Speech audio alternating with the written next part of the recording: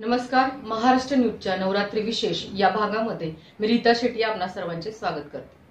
क्षेत्र कुठलेही असो, स्त्रीने आपल्या कर्तृत्वाने, आपल्या अस्तित्वाने आणि आपल्या कार्याने वेगवेगळ्या क्षेत्रामध्ये वेगवेगळी छाप सोडली आहे. एक वेगळं नवं वलय निर्माण केलं आहे, नवं रूप त्या क्षेत्राला दिलंय. आज अशाच आपल्यामध्ये सामान्यातून असामान्य, ज्या लहानपणी खूपच अभ्यासू होत्या, खूपच त्यांना वेगवेगळ्या गोष्टी करायला आवडायच्या, अशा आपल्याकडे डॉक्टर प्रेरणा बेरी कालेकर आहेत की ज्यांचे जो जीवन प्रवास आहे तो एक अभ्यासू, खूप काही वेगळं करण्याची धमक असलेल्या आणि त्यांनी आयुर्वेदाचार्य ते सौंदर्य तज्ञ यापर्यंत घेतलेली झेप, याविषयीची आपण त्यांच्याशी खास बातचीत करणार आहोत. तर चला आपण खास बातचीत करूया डॉक्टर प्रेरणा बेरी यांच्याशी.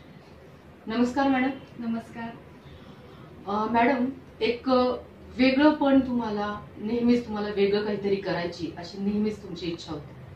तर हा जो जीवन प्रवास आहे तुमचा, की एक डॉक्टर ते त्याच्यामध्ये पुढे जाऊन आयुर्वेदाचार्य ते सौंदर्य तज्ञ ते स्त्रीरोग तज्ञ, हा जो जीवन प्रवास आहे त्याविषयी थोडं सांगा. खरं तर वैद्यकीय क्षेत्र हे आमच्या घरातच आहे. माझे वडील डॉक्टर, त्यानंतर माझी मोठी बहीण ही फिजिओथेरपिस्ट, त्यामुळे वैद्यकीय क्षेत्राशिवाय कुठलं वेगळं करिअर हे माझ्या डोक्यात कधीच नव्हतं. त्यामुळे नॅचरली मी वैद्यकीय क्षेत्राकडे वळले. आणि माझी आई ही आयुर्वेदिकच औषधं घ्यायची आणि ते संस्कार लहानपणापासून होते आणि मग मी आयुर्वेदाला ऍडमिशन घेतली. माझं जेव्हा शिक्षण पूर्ण झालं आयुर्वेदाचं, त्यानंतर मी लगेचच याच ठिकाणी माझी प्रॅक्टिसही सुरू केली. म्हणजे 2006 पासून माझी प्रॅक्टिस ही चालू आहे. आणि तेव्हापासून म्हणजे मला एकूण औषध निर्माण, आयुर्वेदिक औषध निर्माण हे एक माझं खूप आवडीचं क्षेत्र होतं. त्यामुळे मग आता वेगवेगळ्या गोष्टी, अनेक औषधं मी वेगवेगळी ही तयार केलेली आहेत क्लिनिकमध्ये. नुकतंच तुम्ही म्हटलं की एक स्त्रीरोग तज्ञ म्हणून तुम्ही केलेलं हे कार्य. तर ही जी जर्नी आहे तुमची, की स्त्रीरोग तज्ञ म्हणजे स्त्रियांचे बरेच प्रॉब्लेम्स असतात आणि अशा बऱ्याच केसेस तुमच्याकडे आलेल्या असतील, तर त्याविषयीचे तुमचे काही अनुभव तुम्ही शेअर करू इच्छिता? स्त्रीरोग तज्ञ म्हटल्यानंतर आपल्याला खूप वेगवेगळ्या इमोशन्स मधून सुद्धा जावं लागतं आणि खूप वेगवेगळ्या कंडिशन्स आपल्याला या हँडल कराव्या लागतात. त्याच्यामध्ये आपण राईट फ्रॉम प्युबर्टी म्हणजे पाळी सुरू होणं हे जे वय आहे तेव्हापासून ते मेनोपॉज, हा सगळा प्रवास हा याच्यामध्ये येतो.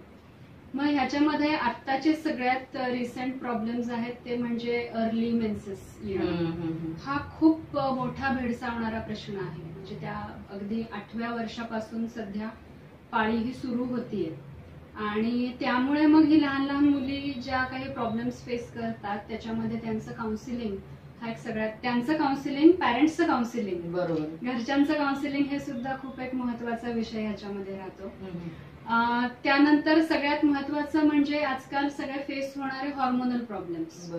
हॉर्मोनल प्रॉब्लेम्स हे अगदी लहान वयापासून असतात. त्यानंतर हॉर्मोनल प्रॉब्लेम्स पासून जेव्हा आपण पुढे जातो ते येतं म्हणजे वंध्यत्व, इन्फर्टिलिटी. अशा ह्या वेगवेगळ्या स्टेजेस मध्ये अनेक प्रॉब्लेम्स ह्या आपण स्त्रिया ह्या फेस करत असतो. आणि हे जेव्हा आपण फेस करतोय तेव्हा त्याच्यामध्ये एक होलिस्टिक अप्रोच हा कसा हवा, जो आयुर्वेदाने आपल्याला दिलाय. आयुर्वेद म्हणजेच एक लाईफ सायन्स आहे. आयुष्य हा वेद हा, म्हणजे तुम्ही आयुष्य कसं जगावं हेच आयुर्वेदामध्ये सांगितलेलं आहे. आणि तेच जास्तीत जास्त रुजवण्याचा आम्ही इथे ऊर्जा आयुर्वेदमध्ये मी जास्तीत जास्त प्रयत्न करत असते. म्हणजे ऊर्जा आयुर्वेद म्हटल्यानंतर फक्त तुम्ही या इथे औषधं घ्या आणि जा असं नाहीये, तर एक लाईफस्टाईल करेक्शन, तुमचं डायटरी चेंजेस, तुमचं फिटनेस, ह्या सगळ्या गोष्टी, पंचकर्म, ह्या सगळ्या गोष्टी याच्यामध्ये ह्या इन्क्लूड होतात. आता तुम्ही जस्ट पंचकर्माचा उल्लेख केला आणि सध्या आयुर्वेदामधलं पंचकर्म हे खूपच महत्वाचं मानलं जातं. तर त्याच्याविषयी थोडं अजून सांगाल की जेणेकरून लोकांनी, आज आपण म्हणतो ना की लोक जे वेगवेगळ्या ट्रीटमेंट घेत आहेत, पण त्यातलं आयुर्वेदिक हे सगळ्यात महत्वाचं आहे, जे मूळ आपल्याला नाही का आपल्या पूर्वजांनी दिलेले, तर त्याविषयी थोडं अजून सांगत. आयुर्वेद हे आपण म्हणजे सगळीकडे प्रचलित शब्द काय आहेत, ट्रेडिशनल सायन्स, एन्शियंट सायन्स, किंवा हे आपलं आहे. बरोबर. हे आपलं भारतातलं हे एक शास्त्र आहे, बरोबर. सायन्स आहे. तर जेव्हा आपण आयुर्वेद पंचकर्म स्पेशली आता तू जे विचारलंस की पंचकर्म हे जे आहे, पंचकर्म म्हणजे आपण म्हणूया डिटॉक्सिफिकेशन बोली भाषेमध्ये, बरोबर, शरीर शुद्धी क्रिया. आणि ही जी आहे ही शरीर शुद्धी क्रिया ही तुम्हाला काहीतरी आजार झाल्यावरच तुम्ही केला पाहिजे असं नाहीये. तर प्रकृती म्हणजे तुमची काय प्रकृती आहे ते प्रकृती परीक्षण करून घेऊन तुम्हाला पुढे होणारे कुठले आजार आहेत याचं अनालिसिस करून घेऊन तुम्ही त्यानुसार वर्षातून एकदा तरी पंचकर्म हे केलं पाहिजे. पंच म्हणजे 5 वेगवेगळी कर्म असतात त्याच्यामध्ये, वमन, विरेचन, बस्तीमधले प्रकार, रक्तमोक्षण. तर ह्या पंचकर्मांपैकी काही पंचकर्म जे तुमच्या शरीराला, तुमच्या वयाला, तुमच्या आत्ताच्या आजारपणाला जे योग्य आहेत ते पंचकर्म तुम्ही हे करून घेणं हे गरजेचं आहे. आता मी जसं म्हणलं की तुमची हेल्थ हे एक होलिस्टिक अप्रोच आहे, बरोबर. त्याच्यामध्ये panchakarma plays very important role.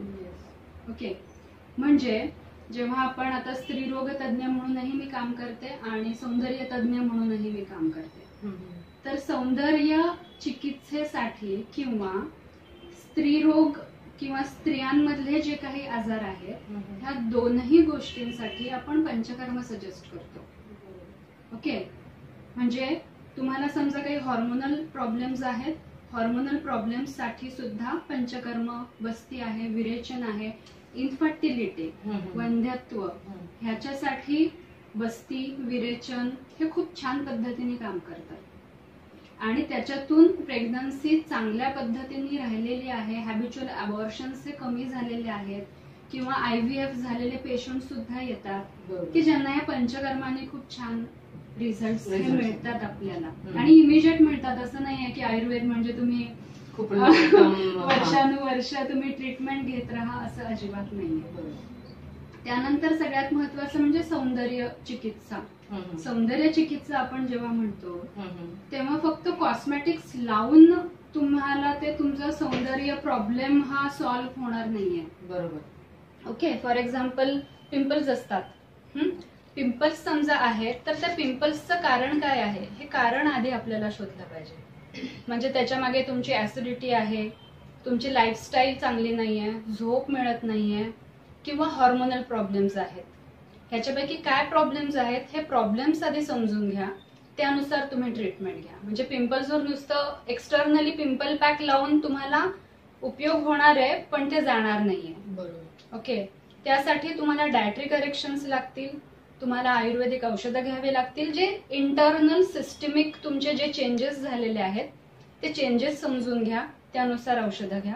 Panchakarma करून घ्या म्हणजे शरीर शुद्धी करून घ्या, which is going to help you in long term. Okay, म्हणजे ह्या ज्या काही गोष्टी आहेत की तुम्ही स्त्री आरोग्य आणि तुमचं सौंदर्य ह्या दोन्ही गोष्टी तुम्ही पंचकर्मातून खूप चांगल्या पद्धतीने ते अचीव करू शकणार आहात. मॅडम, प्रत्येक स्त्रीला म्हणजे या 2 गोष्टी असतात की एक फॅमिली लाईफ असते आणि एक नाही का बिझनेसचं असते किंवा कमर्शियल किंवा आपलं करिअरचं असते. तर हे बॅलन्स करणं फार अवघड असतंय किंवा काही जण खूप व्यवस्थितरित्या हँडल करतात. त्या फेज मधनं तुम्ही जाता, त्याविषयी सांगाल? नक्कीच. हा खरं तर अगदी असा टिपिकल प्रश्न विचारला आहे हिने. आणि मला खरं तर मी नेहमी सांगते की हा प्रश्न विचारू नका, कारण आता आपण we are moving towards equality. Okay, बायकाही काम करतायत, पुरुषही काम करतायत आणि तेवढ्याच क्षमतेने त्या काम करतायत आता. त्यामुळे बॅलन्स हा जो प्रकार आहे हा करावा लागतोच. आणि ह्याच्यासाठी समजा तुम्हाला कुटुंबाकडून साथ मिळाली तर तो बॅलन्स हा अगदी चांगल्या पद्धतीने होऊ शकतो. पण आता कुठलीही गोष्ट आपल्याला सहज तर मिळत नाही. बरोबर. ओके, आणि सहज मिळत नाही, पण आपल्याला समजा एखादी गोष्ट करायची असेल तर आपण डेफिनेटली त्याच्यासाठी झगडतो, फाईट करतो, we move towards that particular thing. आणि ते जे आपण जात असतो, तो जो प्रवास असतो, तो प्रवास हा आपल्याला बरंच काही शिकवून देणारा असतो. तर खरं तर जेव्हा आपण बॅलन्स म्हणतो तर हा बॅलन्स कधीच होत नाही, बरं का. बरोबर. म्हणजे आपण नेहमीच प्रयत्न करत राहतो बॅलन्स, पण तो असा एक बॅलन्स स्टेट आलेली आहे की मी घरातही व्यवस्थित वेळ देतेय, मी क्लिनिकमध्ये पण व्यवस्थित वेळ देतेय, मी मुलीकडे पण अगदी व्यवस्थित लक्ष देतेय. हे जे आहे म्हणजे बॅलन्स हा जो एक कन्सेप्ट आहे आपल्याला, असं कधीच होत नाही. फक्त ते आपल्याला त्या त्या वेळेला कुठे काय प्रायोरिटी आहे ती प्रायोरिटी आपल्याला मॅनेज करावी लागते. ओके, म्हणजे समजा क्लिनिकमध्ये लोड आहे तर मला क्लिनिकमध्येच कॉन्सन्ट्रेट हे केलं पाहिजे. बरोबर. समजा माझ्या मुलीची परीक्षा आहे तर मला तिच्या परीक्षेकडे कॉन्सन्ट्रेट केलं पाहिजे, मला तिच्याकडे लक्ष दिलं पाहिजे. ओके, घरात काहीतरी फंक्शन आहे, मला त्या फंक्शनकडे कॉन्सन्ट्रेट केलं पाहिजे. म्हणजे अशा पद्धतीने बॅलन्स करत करत आपण जातो. इट्स नॉट एक ती काहीतरी एक आपण ठरवलेलं असतं टाइम टेबल आणि ते त्याच पद्धतीने होत असतं असं ते कधीच होत नाही. खूप छान मॅडम तुम्ही सांगितलं की तुम्ही तुमच्या प्रायोरिटीज जर ठरवल्या तर नक्कीच तुम्ही तुमचं पर्सनल लाईफ आणि तुमचं करिअर जे आहे ते बॅलन्स करू शकता. नॉट बॅलन्स पण प्रायोरिटीनुसार शेवटी ते बॅलन्स होत आहे की कुठेतरी तेही नाराज होत नाहीये, कारण आपण त्या गोष्टीला प्रायोरिटी देतोय की घरातलं फंक्शन असेल तर घरातलं फंक्शन, मुलांचं काही असेल किंवा इथे असेल तर इथे जे पेशंट तुमचं आलंय त्याच्यावर तुम्ही कॉन्सन्ट्रेट केलं. खूपच महत्वाचं तुम्ही इथे मेसेज दिलाय मॅडम. तुम्ही महिलांसाठी, ज्या महिला डॉक्टर आहेत त्यांच्यासाठी मेडिक्विन ही एक स्पर्धा आहे ती घेतलेली होती, त्याविषयी थोडं सांगाल की तुम्ही त्यामध्ये डॉक्टर्स का निवडल्यात आणि what is your motto of that? की तुम्हाला सांगून खरं नाही वाटणार पण मी 2018 मध्ये मिसेस इंडिया मध्ये पार्टिसिपेट केलं होतं आणि त्यामध्ये मला मिसेस इंडिया ब्युटिफुल हे टायटल मिळालं होतं. अरे वा. आणि त्यानंतर म्हणजे ते पार्टिसिपेशन, तिथला जो काही अनुभव होता की मी एकटेच डॉक्टर आणि बाकीच्या क्षेत्रातल्या तिथे असणाऱ्या इतर स्त्रिया, तर ते एक डॉक्टर म्हटल्यानंतर आणि त्यातही आयुर्वेदिक डॉक्टर म्हटल्यानंतर थोडासा एक वेगळा दृष्टिकोन असतो, थोडंसं एक वेगळं नेचर असतं आपलं. आणि ते मला कुठे जास्त गोष्टी मला ते अपील झाल्या नाहीत जेव्हा मी त्या पेजंट मध्ये पार्टिसिपेट केलं होतं तेव्हा मग डोक्यामध्ये विचार आला की डॉक्टर्सकडे सगळंच असतं, टॅलेंट असतं, कॉन्फिडन्स असतो, त्यांना ते टॅलेंट दाखवायचं असतं, सोशल वर्क त्यांचं भरपूर असतं.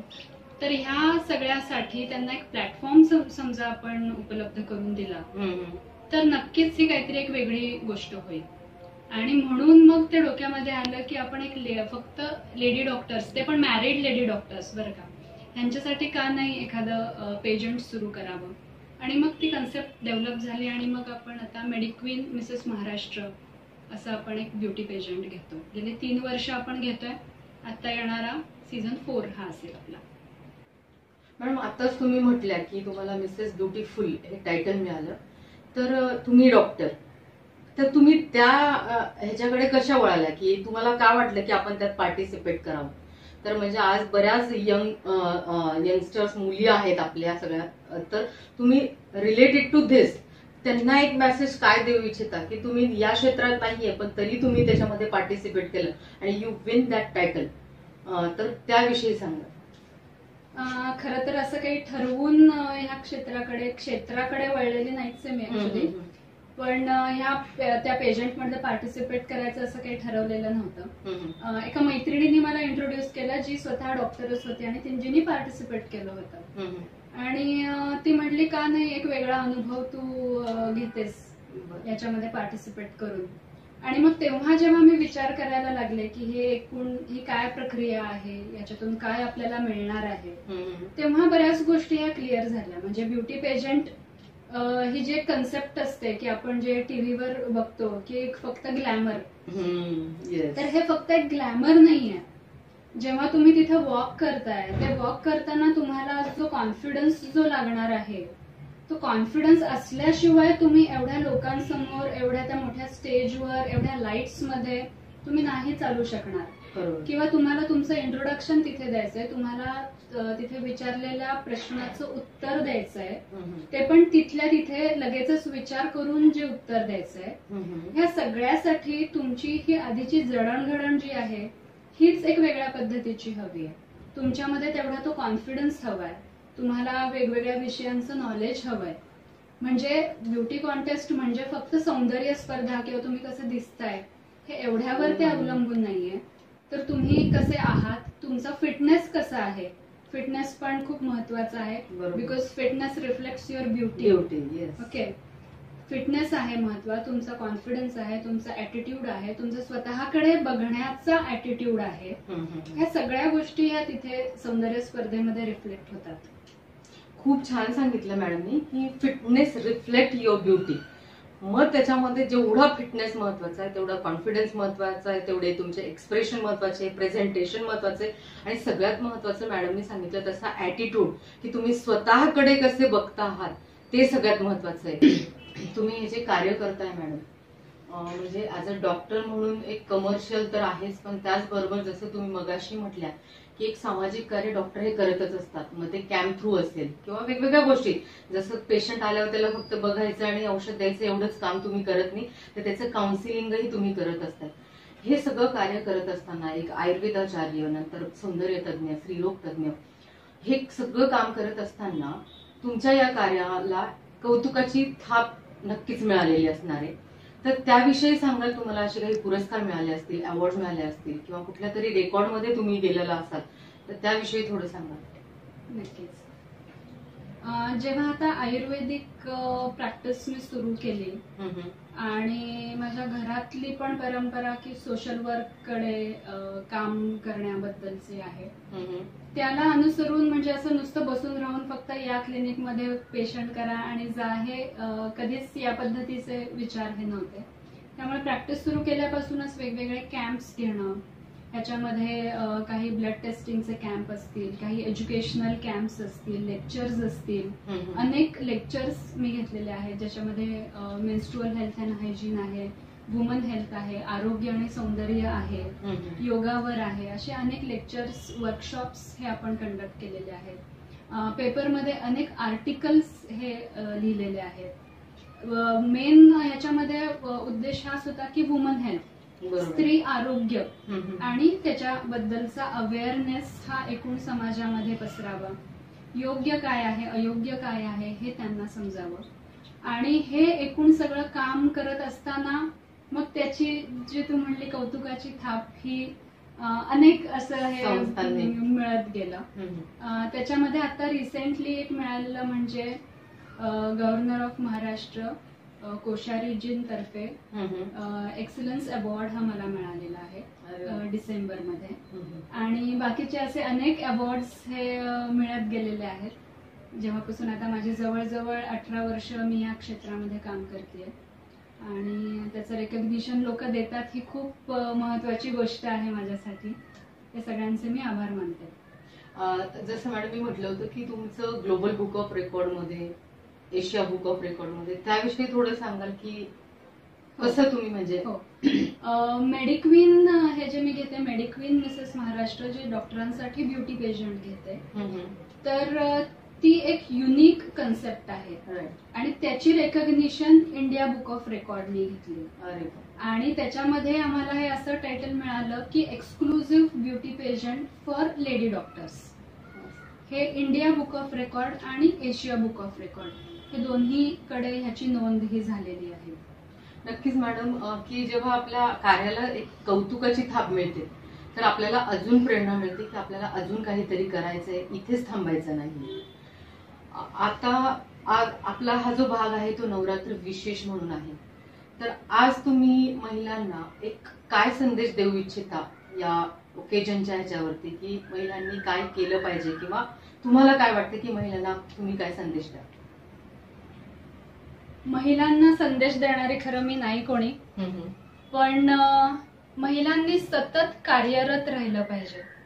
आपल्यामध्ये जे काही टॅलेंट आहे किंवा आपली एक उर्मी असते की नाही मला हे करायचंय, आणि जे करायचंय असं जे तुम्हाला वाटतं ते तुम्ही नक्कीच हे केलं पाहिजे, कारण त्यातूनच तुम्हाला आनंद मिळणार आहे. बरोबर.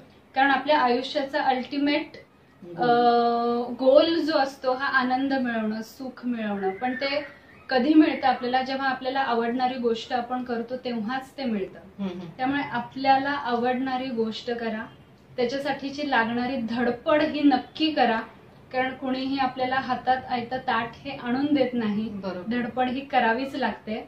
धडपड करा, तुम्हाला नक्की तो आनंद, तो गोल जो आहे तो तुम्हाला नक्कीच हा अचीव करता येईल.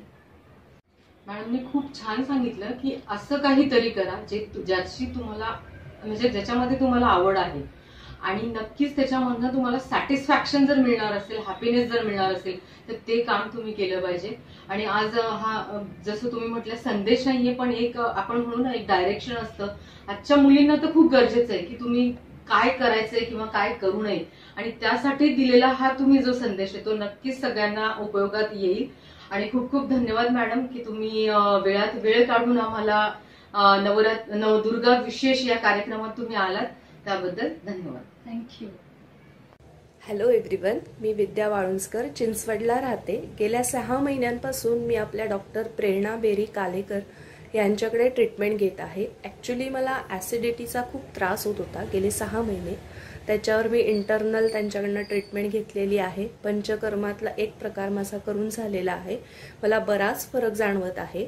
आणि या व्यतिरिक्त गेल्या 2 महिन्यांपासून मला दोन्ही गालांवर वांगाचे काळे डाग होते. हे डाग आत्ता तुम्हाला जितके लाईट दिसत आहेत ते बिलकुलच नव्हते. आधी खूपच जास्त डार्क दिसण्यासारखे डाग होते, अगदीच जाणवण्या इतके. पण गेल्या 2 महिन्यांपासून मला इंटरनल गोळ्या औषधं डॉक्टर मॅडमनी दिलेली आहेत. आणि या व्यतिरिक्त त्यांनी जे त्यांचं स्वतःचं प्रोडक्ट आहे, आयुर्वेदिक प्रोडक्ट, ते त्यांनी बनवलेलं आहे. वांग लेप आपण त्याला म्हणू शकतो. तर मी गेले 2 महिने कंटिन्युअसली हा लेप वापरत आहे. मला अगदीच जाणवण्या इतका आणि खूप छान रिझल्ट मिळालेला आहे. आणि अजूनही मी ते मॅडमच्या सल्ल्यानुसार पुढे कंटिन्यू करेल, जेणेकरून माझे हे गालावरचे वांगाचे जे डाग आहेत ते पूर्णपणे नाहीसे होतील आणि चेहरा नक्कीच ग्लो करेल. तर थँक्यू सो मच डॉक्टर प्रेरणा मॅडम, तुम्ही मला हे क्रीम दिल्याबद्दल आणि मला खूप छान ट्रीटमेंट दिल्याबद्दल. आपल्याला देखील स्किन रिलेटेड कोणतेही प्रॉब्लेम्स असतील तर तुम्ही नक्कीच डॉक्टर प्रेरणा मॅडमशी संपर्क करू शकता. Thank you so much. नमस्कार, मी जान्हवी सचिन हिंदूराव. मी LIC मध्ये ॲज अ इन्शुरन्स ॲडवायझर म्हणून काम करते. वुमन्स डेला जे ब्लड चेकिंग झालेलं त्यावेळेस ॲक्च्युली आम्हाला प्रेरणा मॅडमने एक गिफ्ट किट दिलेलं. त्यामध्ये शॅम्पूची बॉटल त्यांनी दिलेली छोटी. त्यावेळेसच मी एक अँटी डॅन्ड्रफ पॅक घेतलेला मॅडमकडून. ॲक्च्युली माझी मुलगी ही 12 वर्षाची, तिला डॅन्ड्रफचा खूप त्रास होतो. सो मी घरगुती बरेच उपाय केलेले. म्हणून म्हटलं चला आपण हा पॅक पण एकदा ट्राय करून बघूया. आणि तो यूज केल्यानंतर त्याचे खूप छान रिझल्ट्स मला मिळाले. जे रिपीटेड डॅन्ड्रफ येत होता तो अजून तरी आलेला नाहीये. आणि 15 दिवस होऊन गेलेत ऑलमोस्ट मी तिला ते पॅक लावून. खूपच छान रिझल्ट्स मिळालेत मला. त्याच्यामुळे मला खूप छान वाटतंय, चला आता मुलीच्या केसातला डॅन्ड्रफ थोडा नाही पूर्णच कमी झालेला आहे. आणि शॅम्पू पण मी यूज केला, तो खूप छान शॅम्पू आहे. एक तर त्याच्यामुळे क्वांटिटी कमी लागली.